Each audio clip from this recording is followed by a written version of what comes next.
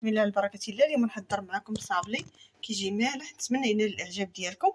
واللي شاف القناه ديالي ما ينساش يتابونا معايا ولا لايك والبارطاج مع الاصدقاء. وهذا هو الشكل النهائي ديالو، راه كيجي رائع وبصحه والراحه. نتمنى ينال الاعجاب ديالكم، وما تنساوناش من لي لايك والبارطاج مع الاصدقاء. المقادير ديال الصابلي: عندنا 2 بيضات، عندنا 200 غرام ديال الزبده، 2 فرماجات مزلتين، عندنا 50 غرام تاع الجبن الاصفر، وعندنا التوابل. عندنا توابل منسمه: راس معلقه تاع الفلفل السوداني، راس معلقه تاع الثومه بودره، بابريكا فيمي او التحميره، الملحه، وعندنا صوص الحار، وعندنا صوص باربيكيو اللي ما كانش متوفر لك دير الموطار، وعندنا كأس عامر ما بين زيت الزيتون والزيت النباتيه، وعندنا الزرارع، عندنا هنا اللوز افيلي للتزيين، الزريعه، عندنا زريعه الكتان، الزنجلان، الزريعه القرعه، والخشخاش، وتقريبا 500 غرام تاع الدقيق. والمول كنديرو في المكونات كامله وغنمزجهم مزيان، من بعد غنكمل معكم الطريقه. خلطنا ولا بحال شكل البوماط. دابا غنضيف الطحين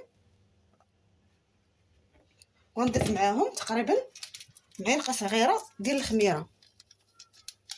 صافي غنبقى نخلط بحال هكا عجينه الصابلي، كنبقى نجمع غير بالاصابع بهذه الطريقه. الكوش غنبقى نديرو في بلاستيكه وغنخليه تقريبا واحد نص ساعه في الثلاجه. نصف ساعه غنحيدوها ونقسمها كويرات بحال هكا، كويرات، وغنديروها بحال هكا ونبسطها، نحاول ندلكها ونكمل معكم الطريقه. هكا كنطلقوها، كنخليوها شويه ماشي رقيقه بزاف.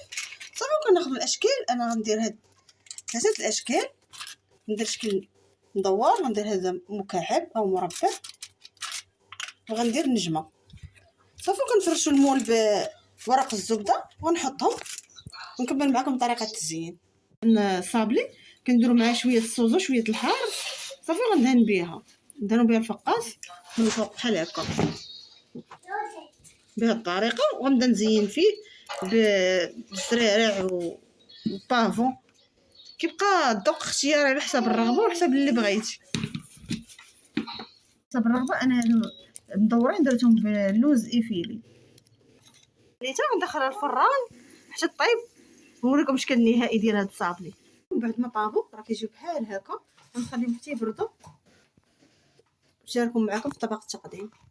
هذا هو الشكل النهائي ديال الصابلي مالح. نتمنى ينال الاعجاب ديالكم، واللي شاف القناه ديالي ما ينساش لي لايك والبارطاج مع الاصدقاء وحركه الاكسبلور باش تشجعونا باش نبقاو ديما نحط لكم فيديوهات جداد. هذا هو الشكل ديالو. هذا كنهديه لجميع المتتبعين ديالي بمناسبه ذكرى عيد الفطر. الله يدخلوا علينا وعليكم بالصحه والسلامه باش ما تمنيتوا ان شاء الله.